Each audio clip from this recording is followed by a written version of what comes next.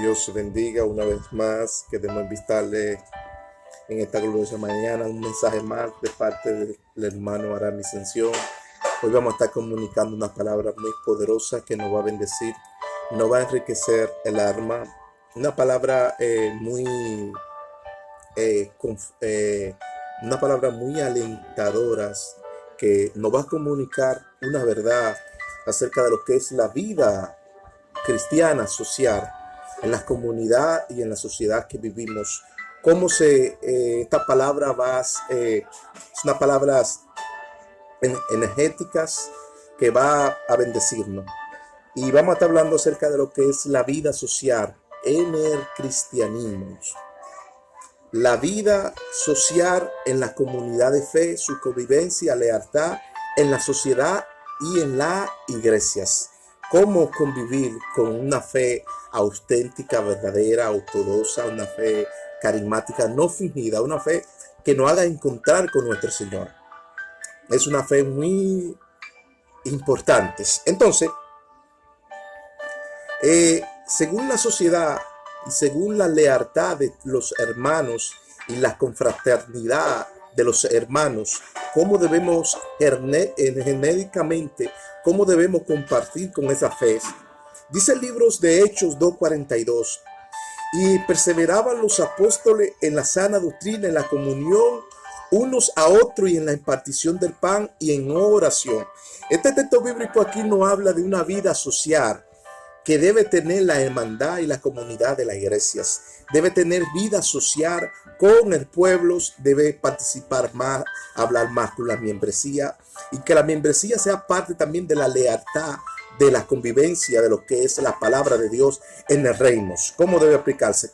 Mi vida personal, yo siempre aplico la palabra de fe, como dice el libro de Hebreos 11:1, y que la fe es la certeza de lo que se espera, la convicción de lo que no se ve. La fe es una sustancia en la vida del cristiano que debe compartirla con lealtad y fidelidad y sinceridad con la hermandad. Es decir, es parte de la comunión y de la participación, de la impartición de la palabra en el mensaje. ¿Por qué? Porque esto nos habla de vida social de una comunidad de fe. Y cómo perseveraban los apóstoles dentro de la comunidad, los apóstoles vivían esa vida social dentro del pueblo y dentro de la comunidad, que es algo vistar en el cristiano. Entonces, esto nos lleva genéricamente, esto nos habla de lo que es el puro amor de Dios con los hermanos. Alabado sea Cristo. Entonces, los apóstoles participaban del pan, de la comunión, de la oración, en la hermandad de los hermanos, la fraternidad. Eso nos habla de la lealtad de la vida en la sociedad de las iglesias. Y esa sociedad es parte de la membresía del cuerpo de Cristo, que es la iglesia. Entonces, las leyes no hablan del derecho y el respeto a los mandamientos como la dignidad, la hermandad en la sociedad de los hermanos. En la hermandad de la sociedad de los hermanos, la ley o los 10 mandamientos fue un derecho dado por Dios por decreto de la iglesia, y era el derecho pleno de los hermanos convivir esta ley. ¿En qué? En fraternidad de los 10 mandamientos. Es decir, Éxodo 20:13 dice, no matarás, uno de los primeros mandamientos, no matarás. El segundo dice, no hurtarás. No cometerá adulterios, no atestiguará en falso testimonio contra tus prójimos. Y dice el verso 17 dice, y no codiciará la casa de tu prójimo, su mujer, su criado, su buey o cosa alguna que hay. Es decir, el derecho pleno de la ley y de respeto al mandamiento como dignidad de la iglesia. Debemos tener dignidad por los 10 mandamientos. Estos 10 mandamientos debemos tener dignidad y respetos como un derecho pleno a la iglesia. Derecho de llevar esa dignidad de los 10 mandamientos. Respetar esta ley que es algo sagrada de parte de nuestro Señor. Y eso es parte de la convivencia. Entonces, todos estos requisitos que la ley nos manda, que lo cumplamos, es porque es una obra social. Y es parte de la sociedad, de la comunidad de fe, de la iglesia, que vivan estos 10 mandamientos como algo primordial. Alabado sea Cristo. Pero vemos que en los 10 mandamientos hallamos el respeto, hallamos la dignidad, hallamos la piedad, hallamos la honradez, y todo eso es parte de los atributos de los 10 mandamientos. Es decir, que debemos practicarlos entre los hermanos para vivir una vida nobles, despiedad con las hermandades de los hermanos. Entonces, la fe no habla del propósito de la piedad y la justicia, que son los 2 mandamientos, que no habla sobre los mandamientos. Como dice primera de Timoteo 1:5, pues el propósito ¿de qué? Del mandamiento es el amor nacido de un corazón limpio y de una buena conciencia y de una fe no fingida. Es el propósito del mandamiento. Entonces, si la fe nos manda a vivir ese propósito en justicia y despiedad a las iglesias, ¿por qué no debemos vivirlos? Porque es parte del deseo de la confraternidad vivir este precepto de este mandamiento. ¿Por qué? Porque eso no habla de cumplir la ley de Dios, no habla de honrar la ley de Dios. Entonces, he nacido de un corazón limpio, de una buena conciencia y de una fe no fingida. Cuando llevamos la ley, nos llevamos este propósito del mandamiento, como dice primera de Timoteo 1:5, este propósito de mandamientos es que lo vivamos con los hermanos, lo vivamos y lo compartimos con nuestros hermanos. Es decir, debemos tener una conciencia limpia, pura y un corazón sincero delante de nuestro Señor, y con una fe no fingida. Esa fe no fingida nos habla de una fe ortodoxa, una fe auténtica, verdadera, una fe que no tiene máscula, no tiene, ¿cómo se dice? No tiene desigualdad con los hermanos. Alabado sea Cristo. Entonces, esta fe y el propósito de este mandamiento es que lo cumplamos. ¿Por qué lo cumplamos? Entonces, la ley de sacramentos es aplicable a la vida moderna en la fraternidad de la familia, amigos o amistades. Esta ley del sacramental no hablas que esta ley se debe aplicar a la vida moderna o a la sociedad moderna que vivimos. ¿Por qué? Porque la palabra de Dios no caduca, las palabras de Dios son eternas y son principios que es fundamentales para la familia, es fundamentales para personas que no tienen buenas costumbres y es fundamentales para todo. Entonces, el sacramentos no habla que debemos practicar esta ley y aplicable a nuestra vida moderna. Siempre la vida se va a actualizar, se va a ir actualizando con nuevos órdenes, nuevos principios, nuevos comienzos. Y Dios dice que esta vida moderna sea aplicable, debemos compartirla. Dice Primera de Pedro 1:22. Primera de Pedro 1:22 dice: habiendo purificado vuestra alma por la obediencia a la verdad, mediante el Espíritu, para que el amor fraternal nos fingidos, amaos unos a otros con corazón puro, extrañables.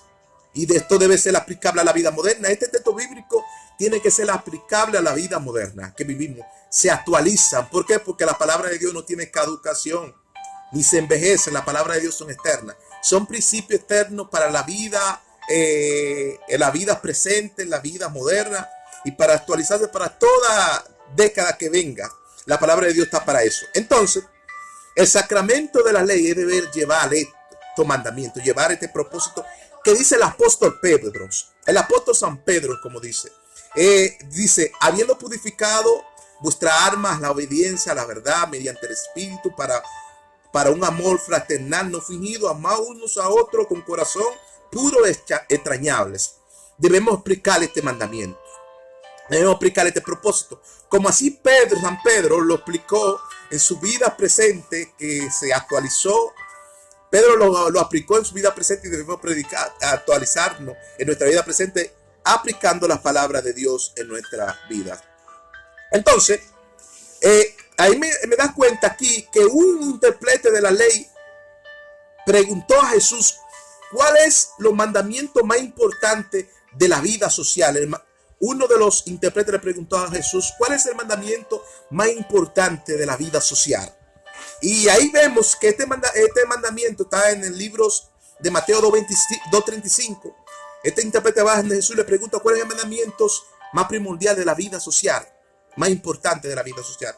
Jesús le responde en Mateo 22:37, responde, amarás al Señor tu Dios con toda tu alma, con toda tu mente, con todo tu corazón.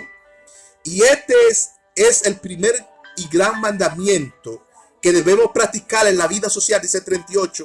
Este es el primer y gran mandamiento que debemos practicar en la vida social, dice el 39. El segundo mandamiento es semejante, amará a tu prójimo como a ti mismos y a Dios sobre todas las cosas. Amará a tu prójimo como a ti mismo y a Dios sobre todas las cosas. Es decir, que estos mandamientos y este gran mandamiento, que como dice Jesús, y dice el verso 40, de estos dos mandamientos depende toda la ley y los profetas. De estos dos mandamientos depende toda la ley y los profetas. Es decir, que los profetas se han actualizado. Wow. Se actualizaron en la vida presente, vivían y practicaban estos mandamientos como algo sincero y puro. Ahí que la comunidad del cristianismo o los evangelistas o evangelios debemos practicar este mandamiento como la ley. Y era actualizado para toda la vida eterna que se debe practicar. Y esto nunca va a tener de caducación, porque esto es eterno. Esto es eternos. Entonces, todos los profetas dependieron de estos dos mandamientos y la ley también dependió de estos dos mandamientos. Entonces, la solidaridad no habla de visitar a los enfermos como una obra de la ley y de misericordia en la vida social. La ley te lleva a que practique la solidaridad y visitar a los enfermos, a que practique la obra de solidaridad con los hermanos, es decir, practicar la hermandad, practicar la comunión, practicar hacer el bien, hacer el bien. Como dice Juan 12:9, la Biblia dice que había una gran multitud de judíos que vinieron a ver a Lázaro, el que resucitó Jesús, y a consolarlos. Eso no habla de hospitalidad, no habla de hermandad. Eso está en Juan 12:9.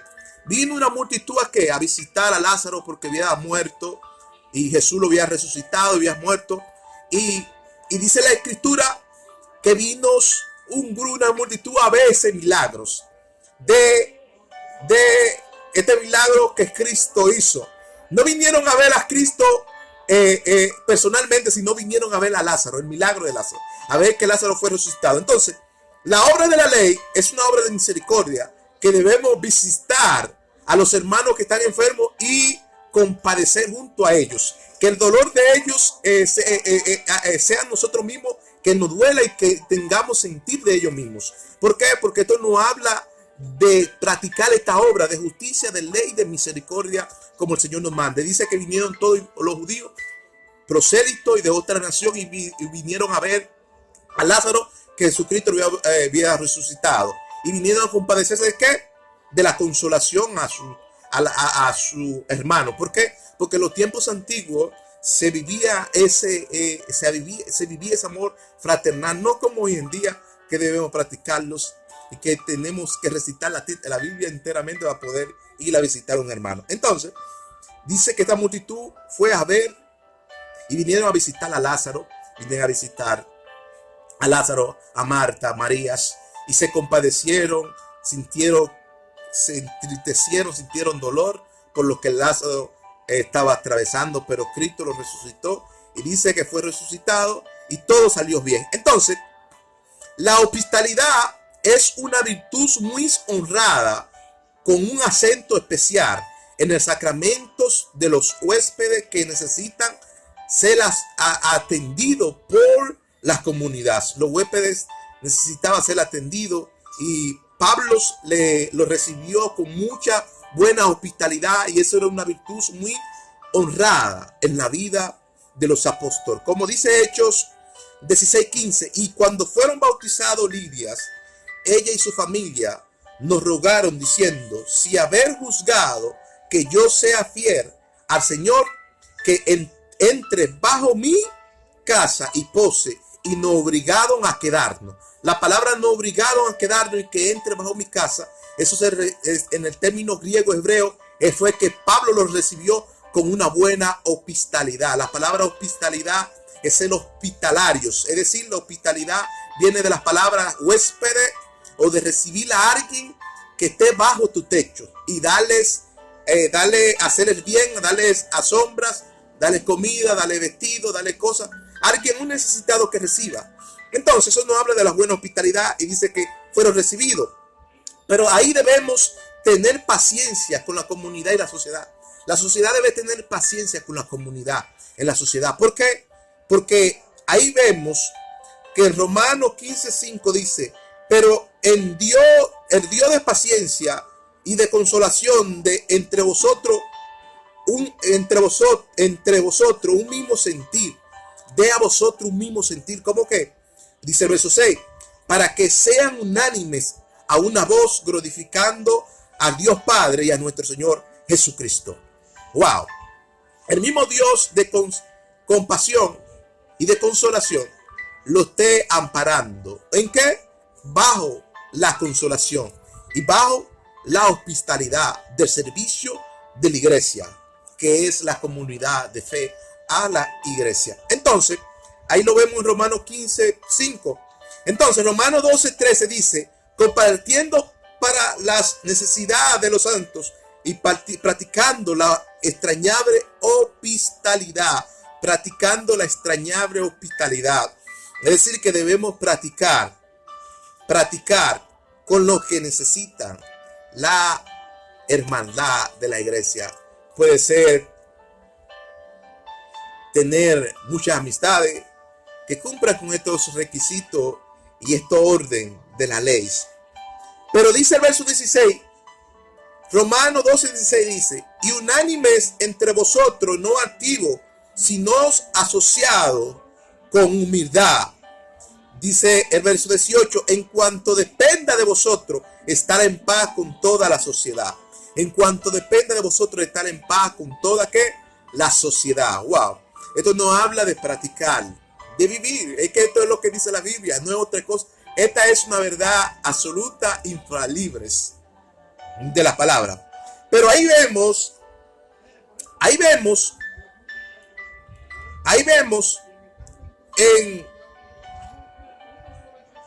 en Gálatas que no habla de la rectitud moral, que es parte de la equidad en la vida social. Gálatas no habla de la rectitud moral, que es parte de la equidad en la vida social. Gálatas 3:28 dice, ya no soy judío ni griego, libre o esclavo, varón, hembra, porque todos vosotros sois uno en el Señor. Es decir, esto no habla de rectitud moral y parte de la equidad social, de la vida social que debemos tener con los hermanos. Somos unos.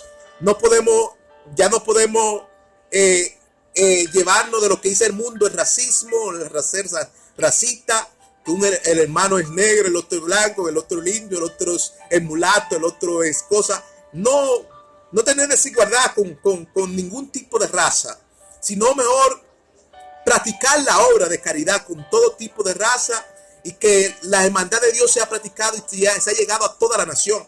Porque eso habla de los inmigrantes que andan hoy en día por las calles, a veces son menospreciados por nosotros mismos. Entonces, la humildad es la sencillez. La humildad es la sencillez de una persona modestamente complaciente para servir con sencillez y vilezas. Eso es lo que significa la humildad.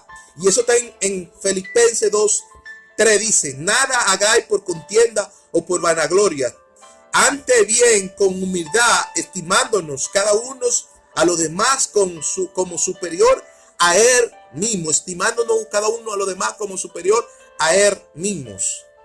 Wow. Y esto es lo que significa la humildad, es la sencillez de una persona modestamente complaciente para servir con sencillez y vileza a unas personas. Y eso es lo que nos hablas.